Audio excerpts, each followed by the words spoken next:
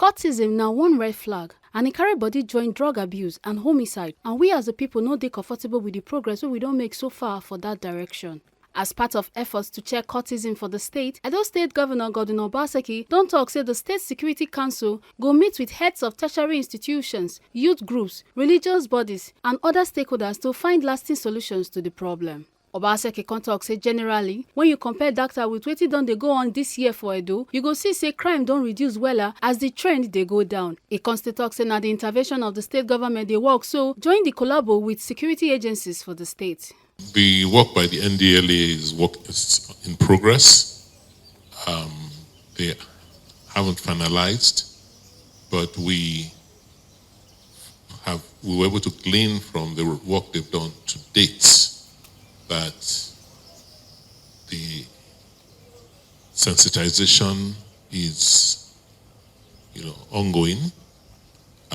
Data mapping is also ongoing.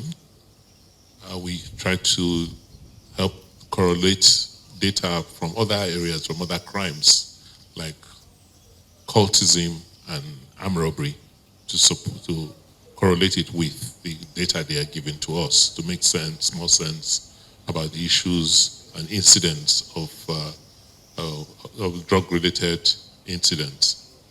But I believe one thing that came out strongly today was one of cultism. And council has agreed to summon a round table in the next few weeks with heads of tertiary institutions, with different youth groups, religious organizations, security agencies, for us to talk about cultism and to see how the activities of cults can be reduced drastically in the state.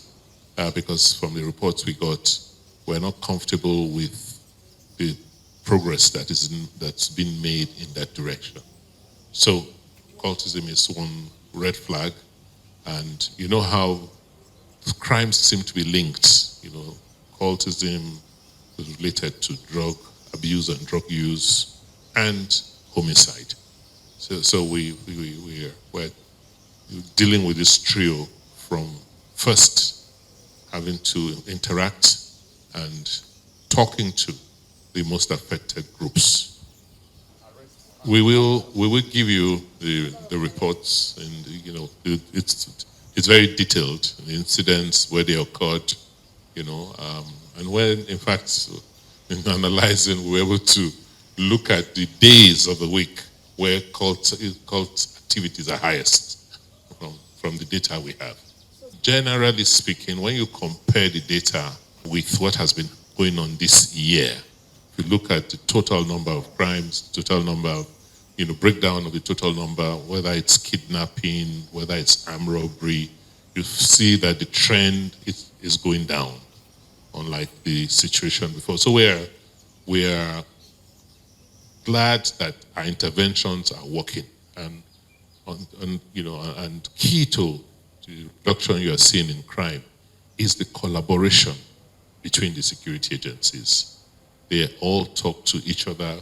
There is no, the brigade commander knows the telephone number of every DPO in the state. DTO, the DSS can relate to the police force seamlessly. Because they also all share seats in our command and control center. Obaseki constitute mouth on how far they don't go with the state residency identity database for citizens. The issue of a state residency identity. We have done a lot of work. Progress has been made. We're talking to the National Identity Agency, NIMSI, that have almost 2.5 million records of Edo citizens. We are signing an agreement with them to collaborate with them to be able to get some of that data, or get all of that data as a launch pad for our own citizen ID, and then in return help them in registering the remaining 2.5 million Edo citizens who are not captured yet. in the national identity scheme. We believe that if we can tell who resides in Edo, the people who reside here, who what they do, we will have gone a long way in knowing, in being able to secure the state by knowing those who live here, what they do, and how they can be planned for and protected. I wish we had this data earlier. I mean, just look at what is going on today with the rising costs of living because of increase in fuel prices. If we needed to support people with palliatives, for instance, it would have been easier if we had phone numbers and we knew those people who are, in very, very dire need. So if we were to intervene to provide, like I said, palliatives or incentives to people, we don't have the data, we don't have the numbers. So that is why it's so important that we as government must have data, must have information concerning, relating to our citizens that we are supposed to be serving. Representative of Edo State Police Commissioner and Deputy Commissioner of Police Mila Datawanle Kontok say crimes like kidnapping, murder, armed robbery and other capital crimes don't reduce well as a result of the collabo with other sister security agencies for the state. We had very robust interface in there, and during our interface we had a presentation from the CSO's office, which is a summary of crime in recent past in the state. And it gladdens our heart to let us know that crime has drastically reduced in the state.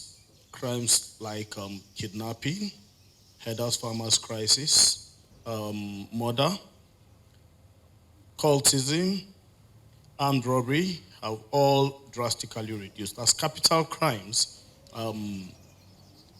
it is as a result of the contribution by various security agencies. In recent past, we've carried out very robust bush combing exercises, very robust patrols. The bushes, for now, we're glad to tell you that they are reasonably very safe. And in essence, the state has witnessed drastic reduction in crime. Homicide has reduced, although we could blame it on some particular groups of people, like cult activities, some communal crises within the city. But generally speaking, I think they have drastically reduced. I'm sure the CSO's office should be able to give you figures much later in the day. From Government House, Benin City, A. Carter, Ojesele, TMC TV News.